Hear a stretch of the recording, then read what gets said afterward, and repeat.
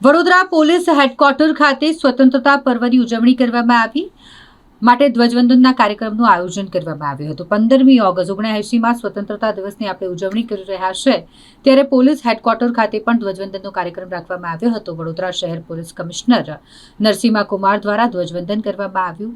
સૌ પોલીસ અધિકારીઓ પોલીસ જવાનો દ્વારા રાષ્ટ્રધ્વજને સલામી અર્પણ કરવામાં આવી। આ દરમિયાન વડોદરા શહેર પોલીસ કમિશનર નરસિંહા કુમાર સાથે વડોદરા શહેરના જોઈન્ટ સીપી ડોક્ટર લીના પાટીલ પણ ઉપસ્થિત હતા। વડોદરા શહેર પોલીસ કમિશનર દ્વારા ઉત્કૃષ્ટ કામગીરી કરવા બદલ વડોદરાના 43 જવાનોને પ્રમાણપત્ર એનાયત કરવામાં આવ્યા છે। આ કાર્યક્રમનું જ્યારે આયોજન કરવામાં આવ્યું હોય ત્યારે વડોદરા શહેર પોલીસ કમિશનરે એક સંકલ્પ પણ લીધો કે વડોદરા શહેરને સલામત અને સુરક્ષિત રાખવા માટે વડોદરા શહેર પોલીસ કટિબદ્ધ છે। 79th સ્વતંત્રતા દિવસની શહેરવાસીઓને ખૂબ ખૂબ શુભકામનાઓ।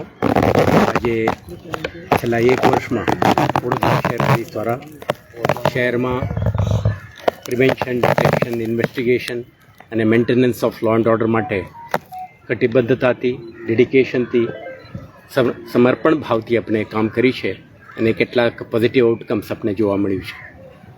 આજે સ્વતંત્રતા દિવસની પવિત્ર પર્વે આપણે સંકલ્પ કરીએ છીએ કે આવતા દિવસોમાં વડોદરા શહેરને સુરક્ષિત શહેર બનાવવાની દિશામાં ખૂબ મહેનત કરીશું। પોલીસ, હોમગાર્ડ્સ, ટીઆરબી અને સંલગ્ન વિભાગો આ દિશામાં ખૂબ પ્રયાસો કરશે અને ગુજરાતની વિકાસ યાત્રામાં એક મહત્ત્વની ભૂમિકા ભજવશે।